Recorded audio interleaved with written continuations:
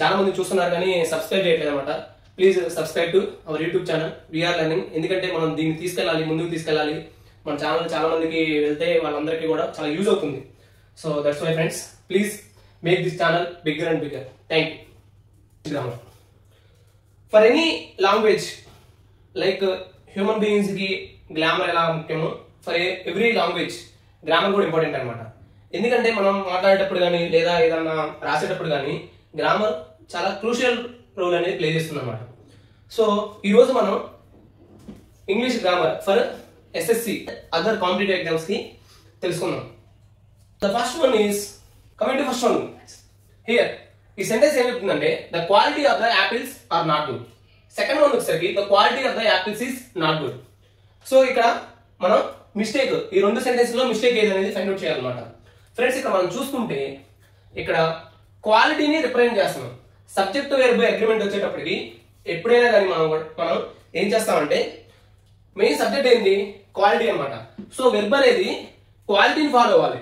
అదే మనకి subject verb agreement అనమాట. So here the quality of apples. So క్వాలిటీని రిప్రజెంట్ చేస్తున్నాం.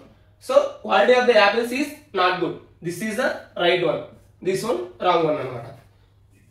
సో ఇక్కడ ఇది మనం దేని పరంగా చూసుకున్నాం, సబ్జెక్ట్ వెర్బ్ అగ్రిమెంట్ అనమాట. Agreement, subject verb agreement. For example I వచ్చింది అనుకోండి, యామ్ రావాలి. సో వి వస్తే ఆర్. సో వీటిని అంటే సబ్జెక్ట్ ని బట్టి ఫాలో అవుతుంది అనమాట వెర్బ్ అనేది. అది friends. Coming to the next one. ఇక్కడ వచ్చేసరికి మనకి not only she sings but she also dances. Second sentence వచ్చేసరికి not only does she sing but she also dances. Friends ఎప్పుడైతే నాట్ ఓన్లీ వస్తుందో బట్ ఆల్సో వస్తుంది అనమాట. సో ఇక్కడ అది ఫాలో అయింది. బట్ స్టిల్ మనకి ఇక్కడ రాంగ్ సెంటెన్స్ అనేది మనం ఫైండ్ అవుట్ చేయాలన్నమాట.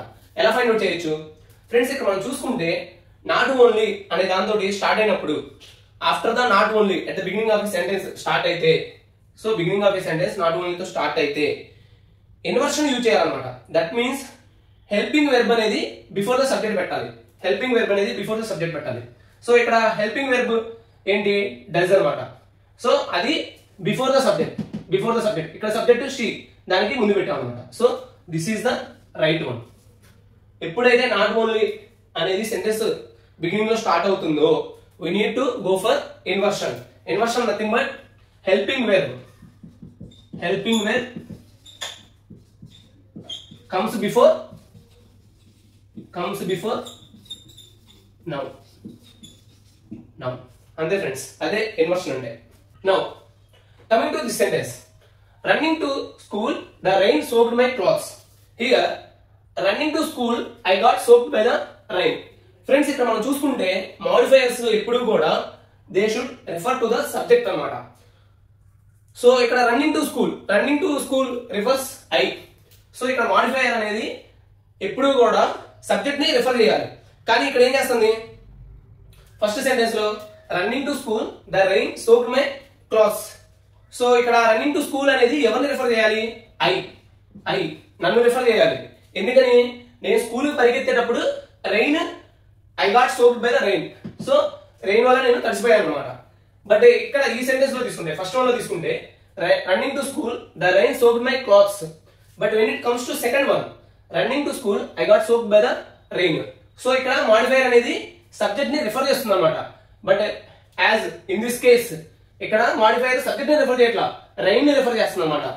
సో ఫస్ట్ వన్ లో ఎలా వస్తుంది, it sounds like the rain is running to school but actually who is running to school, I was running to the school and I got soaked by the rain anamata. So this is the correct one. First sentence wrong anamata. Endukani ikkada I use cheyali. It must refer to the modifiers, must refer to the subject anamata. Coming to this sentence friends, so ikkada em cheptunadu first sentence lo he wants either to play football or swimming. Second one lo vacheseki he wants either to play football or to swim. Friends ఇక్కడ మనకి correlative conjunctions అన్నమాట. Like either are, neither Nar. So ఇవన్నీ కూడా correlative conjunctions అన్నమాట. ఇవి వచ్చినప్పుడు both parts must be in parallel.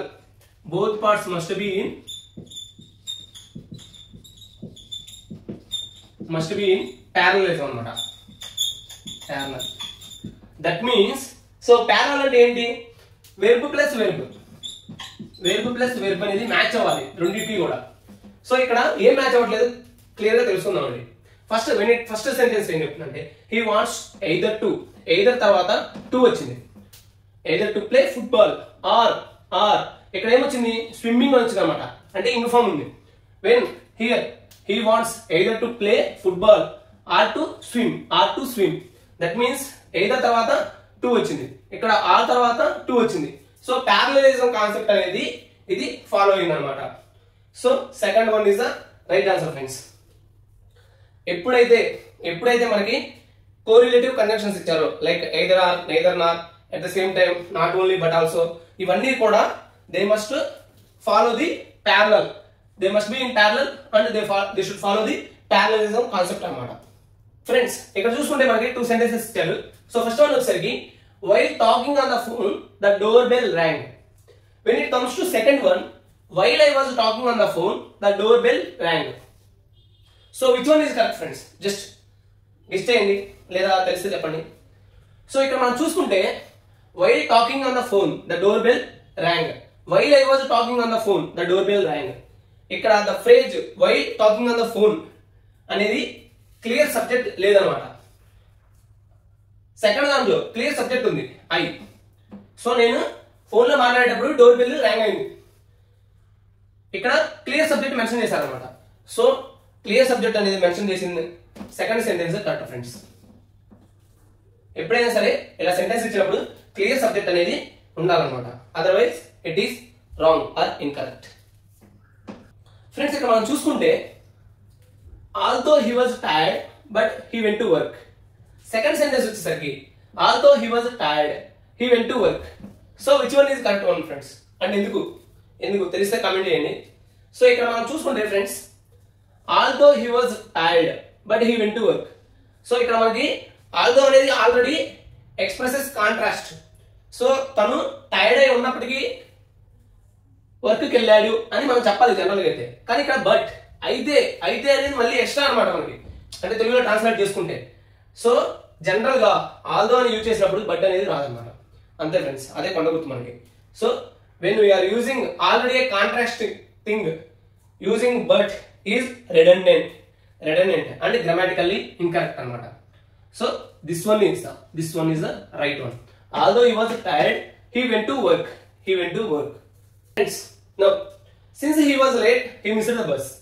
Because he was late he missed the bus. So ఈ రెండింటిలో ఏ sentence correct?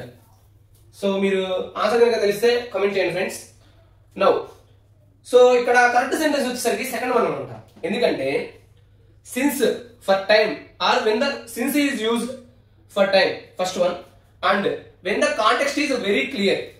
So when the context is very clear, for example ఆయనకి వేరే వర్క్ ఏదో ఉంది, సో అతను లేట్ అయ్యాడు, అప్పుడు చెప్పామనుకోండి, అప్పుడు మనం సిన్స్ అనేది యూజ్ చేయొచ్చు అనమాట. లైక్ మార్నింగ్ నుంచి బ్రేక్ఫాస్ట్ కానీ ఏం తెలియదు, సో అప్పుడు బ్రేక్ఫాస్ట్ చేస్తూ ఉన్నాడు, అందువల్ల లేట్ అయిపోయింది, అప్పుడు సిన్స్ యూజ్ చేయొచ్చు అనమాట. బట్ బికాజ్ అనేది ఎప్పుడు యూజ్ చేస్తామంటే ఇక్కడ రీజన్ అనేది మనకి అంత క్లియర్ గా లేనప్పుడు బికాజ్ అనేది యూజ్ చేయొచ్చు అనమాట. So here right one is second one. Because he was late he missed the bus. Since అనేది జనరల్ గా ఎప్పుడు యూజ్ చేస్తామంటే టైంలో మనకి కరెక్ట్ టైం తెలిసినప్పుడు, లైక్ సిన్స్ 9 PM లేదా సిన్స్ మార్నింగ్ లేదా సిన్స్ 1980 అంటే ఎగ్జాక్ట్ ఇయర్ ఎగ్జాక్ట్ టైమ్స్ మనకు తెలిస్తే అప్పుడు సిన్స్ యూజ్ చేయొచ్చు అనమాట. When the reason is unclear we can use because he was late he missed the bus. This is the right one. Coming to this sentence, if I would have studied I would have passed. If I had studied I would have passed. So ఇది వచ్చేసరికి మనం if condition అనమాట, and that to third condition అనమాట. So when you are using if we have 3 types of conditionals, this one is the third one అనమాట. So ఇక్కడ ఏంటంటే friends if అనేది వచ్చినప్పుడు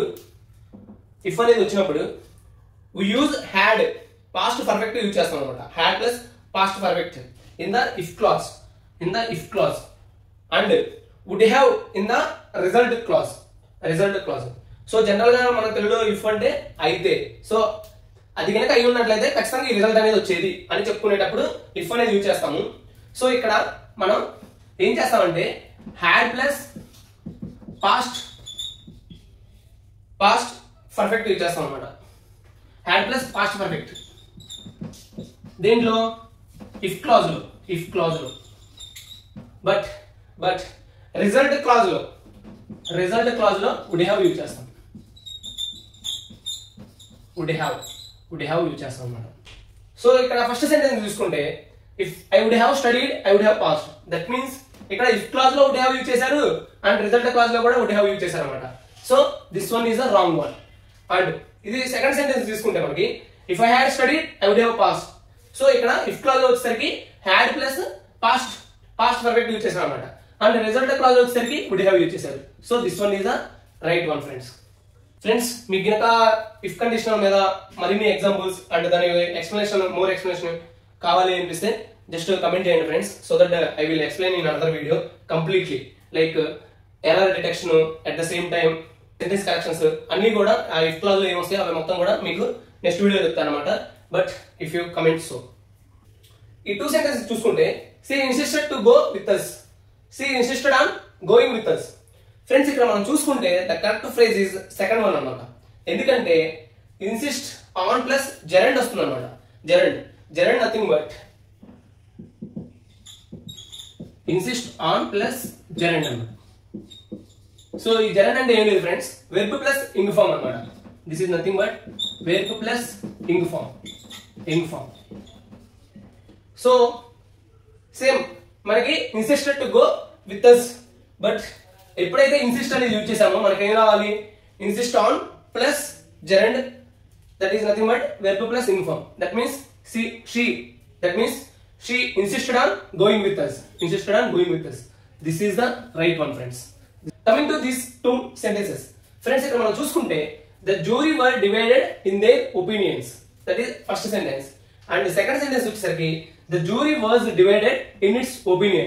సో ఏది కరెక్టో చూద్దామండి ఫ్రెండ్స్. ఇక్కడ whenever కలెక్టివ్ నౌన్స్ అంటారు. కలెక్టివ్ నౌన్స్ అవి ఏంటి అంటే like team, head, crowd, class, jury. So group of things అన్నమాట కలెక్టివ్ నౌన్స్. సో ఇక్కడ మనకి ఏం చెప్తామంటే the jury were divided in their opinions. That is first sentence. Second one వచ్చేసరికి the jury was divided in its opinion. So whenever in English language whenever collective nouns like team, head, crowd, class, jury ఇలా collective nouns use చేసాము, they are always singular unless you explicitly refer to the individual members ని refer చేస్తేనేమో plural తీసుకుంటాము. But collective గా తీసుకుంటే మాత్రం singular అన్నమాట, always singular. So singular that means ఇక్కడ జ్యూరీ అనేది టోటల్ జ్యూరీ అంటే లైక్ మెంబర్స్ అన్నమాట, members who are going to give opinion అన్నమాట, జడ్జిమెంట్. సో ఆ జ్యూరీ మెంబర్స్ మొత్తం కలెక్టివ్ కలిపి ఆ జ్యూరీలో ఉన్న మెంబర్స్ మొత్తం కలిపి జ్యూరీ అంటున్నారు అనమాట ఇక్కడ. సో ఆ జ్యూరీలో 4-5 మెంబర్స్ అలా ఉండొచ్చు, బట్ దేని ఒపీనియన్ అనేది మొత్తం టోటల్ గా చెప్తాం అనమాట మనం. అందుకనే jury that is nothing but collective noun అనమాట. So this is the right one. ఇక్కడ ఏం చెప్తున్నాడు, the jury were divided in their opinions. So ఇక్కడ సపోజ్ వర్ అనేది యూజ్ చేయాలి అండ్ మెంబర్స్ ని మెన్షన్ చేయాలి అంటే the members of the jury. So ఇక్కడ సపోజ్ మనం మెంబర్స్ గురించి చెప్పాలి అంటే the members of the jury.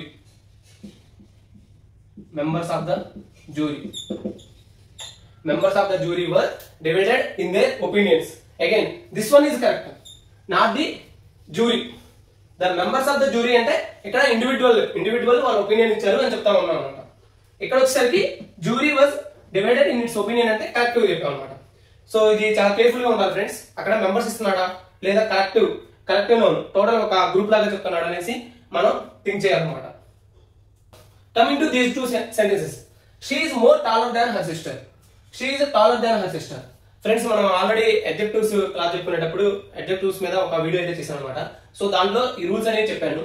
So ఇక్కడ మనకి ఏంటంటే టాలర్ అనేది ఆల్రెడీ కంపేరిటివ్ థింగ్ ఉందన్నమాట. When you are using more that means double comparative వస్తుంది అనమాట. So and that is redundant as well as grammatically incorrect అన్నమాట. So this sentence is the wrong one. ఎందుకని more అనేది రాకూడదు అనమాట. So she is taller than her sister. This one is the right one. Now ఈ two sentences. So there are less students in the class today. Here second one వచ్చేసరికి there are fewer students in the class today. So వీటిలో ఏది wrong అనేది చెప్పండి friends. ఎందుకంటే నేను already మన adjectives video ఒకటి చెప్పుకున్నాం కదా. సో దానిలో ఆల్రెడీ ఈ రూల్స్ అయితే రిఫర్ చేశాను అనమాట. సో ఇప్పుడు మీరు ఈ రెండిట్లో ఏది కరెక్ట్ అనేది చెప్పండి ఫ్రెండ్స్. ఫ్రెండ్స్ ఇక్కడ మనం చూసుకుంటే ఫ్యూవర్ అనేది ఎప్పుడు కూడా కౌంటబుల్ నౌన్స్ తోటి యూజ్ చేస్తాం అనమాట. ఫ్యూవర్ అనేది ఎప్పుడు కూడా countable nouns. when it comes to less అనేది uncountable nouns.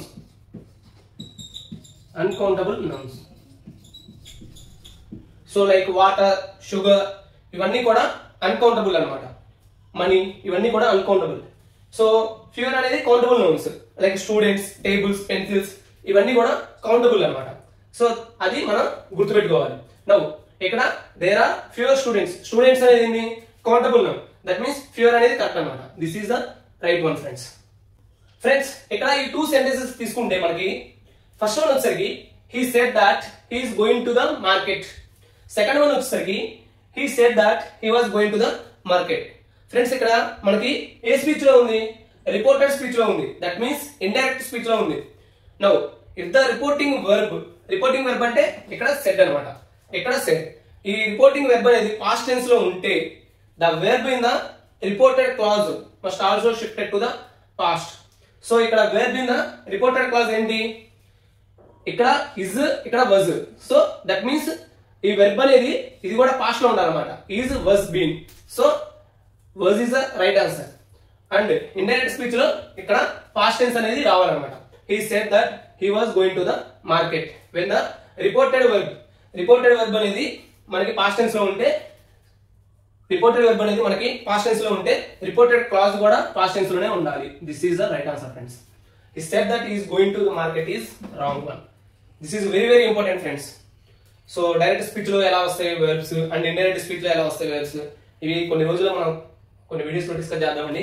But still as of now when it comes to English grammar this is important thing.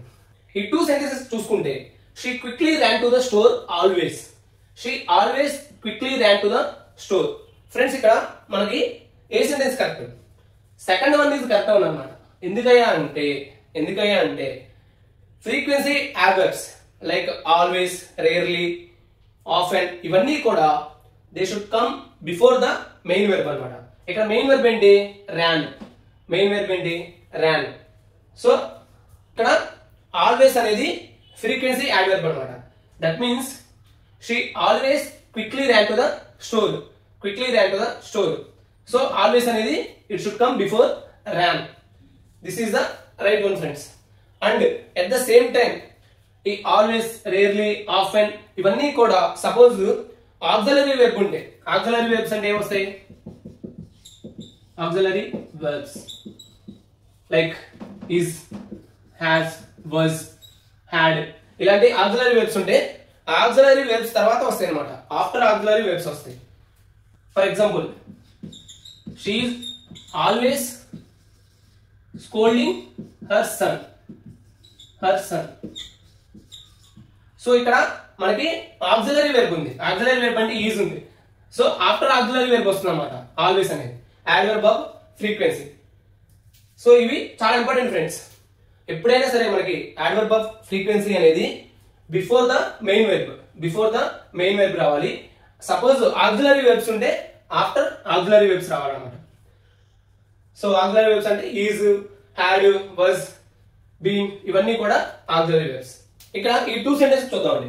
He didn't do nothing wrong. Second one వచ్చేసరికి he didn't do anything wrong. So వీటిలో ఏది correct?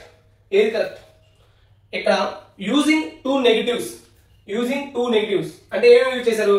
ఒకటి didn't అన్నారు, next వచ్చేసరికి nothing అన్నారు. So ఇక్కడ using two negatives makes a positive meaning. So in standard English so we need to use only one negative అనమాట. ఇక్కడ మీనింగ్ ఎలా వస్తుందంటే he didn't do nothing wrong. Two negatives వచ్చినాయి అనమాట, డిడ్ంట్ అండ్ నథింగ్. నథింగ్. ఇక్కడ అతను చేయలేదు అంటున్నాము, నెక్స్ట్ ఎటువంటి రాంగ్ అంటున్నాము, రెండు టూ నెగిటివ్స్. సో అప్పుడు పాజిటివ్ అవుతుంది అనమాట. ఇక్కడ వచ్చేసరికి he didn't do anything wrong. This is the right one friends. This is the right one. So ఈ టూ సెంటెన్స్ లో ఏది రాంగో ఫైండ్ అవుట్ చేయండి ఫ్రెండ్స్, ఏది రాంగో ఫైండ్ అవుట్ చేయండి. నౌ ఎందుకు ఆ రాంగ్ కూడా చెప్పొచ్చు మీరు. సో ఇక్కడ రాంగ్ వన్ వచ్చేసరికి she can sings very well. This one is wrong అనమాట. ఎందుకని సో ఇక్కడ మోడల్ వెర్బ్స్ అని ఉంటాయి అనమాట. మోడల్ వెర్బ్స్ అవి ఏంటి అంటే can, could, must, would, will, ఇవన్నీ కూడా మోడల్ వెర్బ్స్ అనమాట. ఇవి వచ్చినప్పుడు base form of the verb that means V1 అనేది యూజ్ చేస్తాం అన్నమాట. ఆల్వేస్. సో ఇక్కడ షీ కెన్ సింగ్స్ అంటున్నాం, సింగ్స్ అంటున్నాం. సింపుల్ ప్రెజెంట్ రాయడానికి ట్రై చేశాను, బట్ కెన్ తర్వాత ఆల్రెడీ మోడల్ వెర్బ్ ఉంది. కెన్ అనేది మోడల్ వెర్బ్ అనమాట. దాని తర్వాత basic form of verb for sing is nothing but singer. So she can Singh very well. This is the right one. ఈ two sentence చూసుకుంటే first one వచ్చేసరికి she enjoys dancing to swim and playing guitar. Second one వచ్చేసరికి she enjoys dancing, swimming and playing guitar. Friends దీనికైతే మీరు answer చెప్పొచ్చు, ఎందుకంటే ఈ concept నేను ఆల్రెడీ మీకు చెప్పాను అనమాట. సో బిఫోర్ ప్రీవియస్ క్వశ్చన్స్ చూసుకుంటే ఈ కాన్సెప్ట్ చెప్పాను. ఒకసారి మీరు ఆన్సర్ చెప్పండి friends. Now she enjoys dancing to swim and playing guitar. She enjoys dancing, swimming and playing guitar. Friends, parallelism concept. I already told you. Parallelism concept. So parallelism concept anamata. Ikkada endante all items in a list must have parallel grammatical forms. So that means ikkada gerund use chesaru anamata. Gerunds. That means ing form anamata. She enjoys dancing undi, swimming and playing guitar. So this is the right one friends. Endukante gerund form ఒకదానికి use చేస్తే మిగిలిన వాటికి కూడా వస్తుంది అనమాట.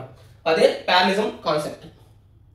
ఈ two sentence చూసుకుంటే I wish I was taller, I wish I were taller. So which one is correct friends? Which one is correct? Here the second one is the correct one. ఎందుకని? Why? When we are expressing the subjective mood like wishes or unreal situations, we always use కానీ unreal situations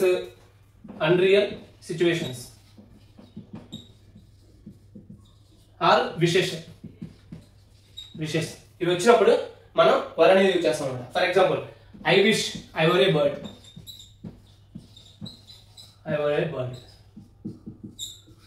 so నేను ఒక bird లా అంటే బాగుండేది అనే meaning లో ఇది వస్తుంది అన్నమాట. I wish I were. Similarly I wish I were tall. Today this one is the last one. So మిగిలిన రిమైనింగ్ మనం నెక్స్ట్ వీడియో చూసుకుందామండి. Here he returned back to his hometown. So ikkada which one is correct one? He returned back to his hometown and he returned to his hometown. Friends, whenever return, refund ivanni kuda use chesinappudu already back anedi dantone include ayi untadi anamata. So no need to mention back. It's like tautology anamata. Unnecessarily repetition avutundi anamata. So manaki he returned to hometown. This is enough anamata. Reverted, refund ఇవన్నీ కూడా back లేకుండా, back అనేది లేదా again అనేది లేకుండా use చేస్తాం అనమాట. Again and back ఈ రెండు కూడా యూజ్ చేయకూడదు. ఈ రెండు కూడా యూజ్ చేయడం రాంగ్. అందుకే this one is the wrong. So that's it friends. And next వీడియోలో మనం మరిన్ని పాయింట్స్ అయితే నేర్చుకున్నాం. సో ఈ వీడియో మీకు నచ్చినట్లయితే మీ ఫ్రెండ్స్కి షేర్ చేయండి, లైక్ చేయండి.